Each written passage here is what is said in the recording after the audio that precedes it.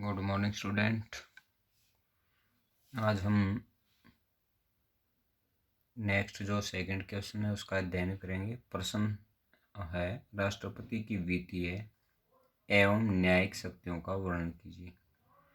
कई बार एक क्वेश्चन पूछा जाता है कि राष्ट्रपति की प्रमुख शक्तियों का वर्णन कीजिए। तो ये कंबाइन क्वेश्चन होता है उसमें, जिससे हमें 4 या 5 पॉइंट प्रशासकीय शक्तियों से, 2 या 3 पॉइंट वित्तीय शक्तियों से, 2 या 3 पॉइंट न्यायिक शक्तियों से लेते हैं, और उसके बाद 2 या 3 या 4 पॉइंट से वैधानिक या विधायक शक्तियों से लेते हैं। लेकिन तकरीबन यह क्वेश्चन 8 अंक के अंदर पूछा जाता है। तो इस 8 अंक के अंदर जो क्वेश्चन होता है तो वो काफ़ी लेंथी हो जाता है। तो इसका जो क्वेश्चन है, कई बार यही क्वेश्चन पूछा जाता है कि अलग अलग ऑप्शन में यदि विधायी शक्तियाँ पूछ ली जाती हैं, या न्यायिक शक्तियाँ, या प्रशासनिक शक्तियाँ, या आपातकालीन शक्तियाँ, या संकटकालीन शक्तियाँ, ये पूछा जाता है अलग अलग करके। मोस्टली कई बार क्वेश्चन आता है आपका 8 अंक में कि राष्ट्रपति की वित्तीय एवं न्यायिक शक्तियों का वर्णन कीजिए। तो पहला जो इसका जो पॉइंट है, वित्तीय शक्तियाँ लिखेंगे हम। इसके अंदर बजट पास करना, ये भी हमारा पहले हो चुका है। संसद में बजट राष्ट्रपति के नाम से ही पेश किया जाता है।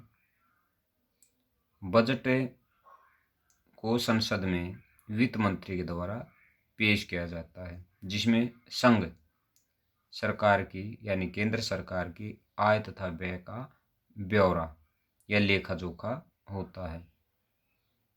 धन बिल होता है। सेकंड पार्ट है वित्तीय शक्तियों में, संसद में कोई भी धन बिल राष्ट्रपति की पूर्व अनुमति या राष्ट्रपति की अनुमति के बिना पेश नहीं किया जा सकता।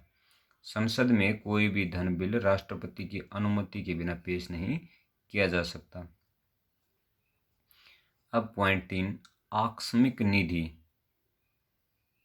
या जिसको हम बोलते हैं, यानी जो किसी आपातकाल के लिए जो फंड इकट्ठा किया जाता है, उसके ऊपर नियंत्रण राष्ट्रपति का होता है। यानी राष्ट्रपति की स्वीकृति के बिना यहाँ से कोई भी पैसा नहीं निकाल सकता। तो भारत की आकस्मिक निधि राष्ट्रपति के अधीन है, और उसमें से धन खर्च करने का अधिकार राष्ट्रपति को है।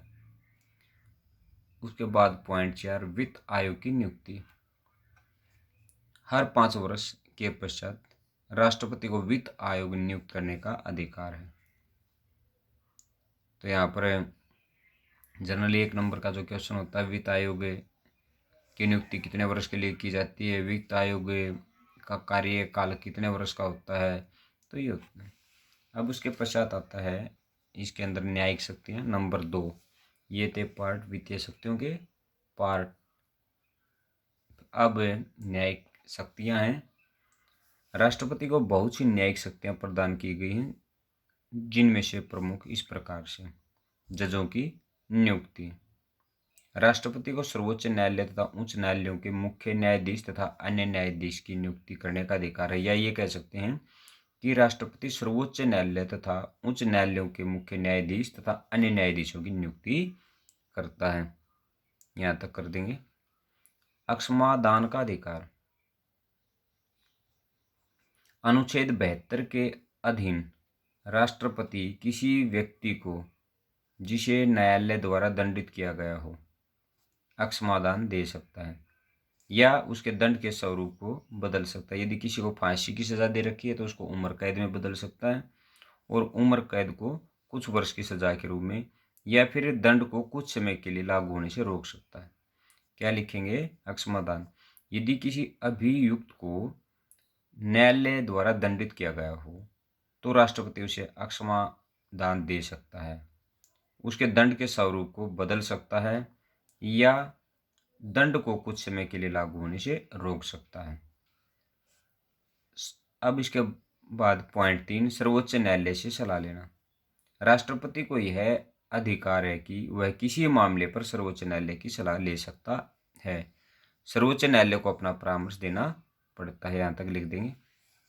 अब विशेषाधिकार यानी जब तक वो अपने पद पर रहता राष्ट्रपति, उसके द्वारा किए गए कार्यों के प्रति वह किसी के भी प्रति जवाबदारी नहीं होता।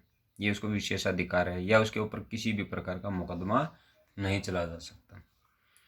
तो क्या लिखा, राष्ट्रपति को कुछ न्यायिक विशेषाधिकार भी प्राप्त है। वो विशेष अधिकार क्या है? जैसे कि राष्ट्रपति अपने अधिकार और शक्तियों के प्रयोग के संबंध में किसी भी न्यायालय के सामने उत्तरदायी नहीं है, यानी उसके खिलाफ कोई भी क्लेम नहीं किया जा सकता, किसी को जवाब देने की आवश्यकता नहीं होती। कोई न्यायालय उसके विरुद्ध उसके कार्यकाल में, जब तक वो अपने पद पर रहेगा, कोई भी फौजदारी कार्रवाई नहीं कर सकता, उसे बंदी नहीं बना सकता। ये फौजदारी जो मामले होते हैं वो झगड़ों से संबंधित होते हैं। इसके बाद राष्ट्रपति के विरुद्ध दीवानी यानी धन दौलत यानी पैसे से संबंधित या संपत्ति से संबंधित मुकदमा चलाने के लिए भी उसे कम से कम 2 महीने की पूर्व सूचना दी जानी आवश्यक है। या ये क्या कह सकते हैं हम इसमें कि कोई भी न्यायालय उसके विरुद्ध उसके कार्यकाल में कोई भी फौजदारी कार्रवाई नहीं कर सकता, उसे बंदी नहीं बना सकता, और राष्ट्रपति के विरुद्ध दीवानी मुकदमा चलाने के लिए भी उसे कम से कम 2 महीने पहले सूचना देनी आवश्यक है। तो यह आज हमारा जो क्वेश्चन था वो था राष्ट्रपति की वित्तीय एवं न्यायिक शक्तियों का वर्णन कीजिए। कल हम करेंगे क्वेश्चन अपना भारतीय राष्ट्रपति की वैधानिक या विधायी शक्तियों का वर्णन कीजिए। तो और उसके बाद इम्पोर्टेंट, वैसे हम कह सकते हैं इम्पोर्टेंट अनइम्पोर्टेंट्स के बारे में कहना मुश्किल है, लेकिन बहुत ही इम्पोर्टेंट जो क्वेश्चन था यही क्वेश्चन था। जो पहला क्वेश्चन हमने राष्ट्रपति की प्रशासनिक शक्तियाँ पढ़ी थी, और आज जो हमने किया राष्ट्रपति की वित्तीय शक्तियाँ, दोनों क्वेश्चन बहुत ही इम्पोर्टेंट हैं। तो आज के लिए इतना ही काफ़ी है। Thanks, have a good day.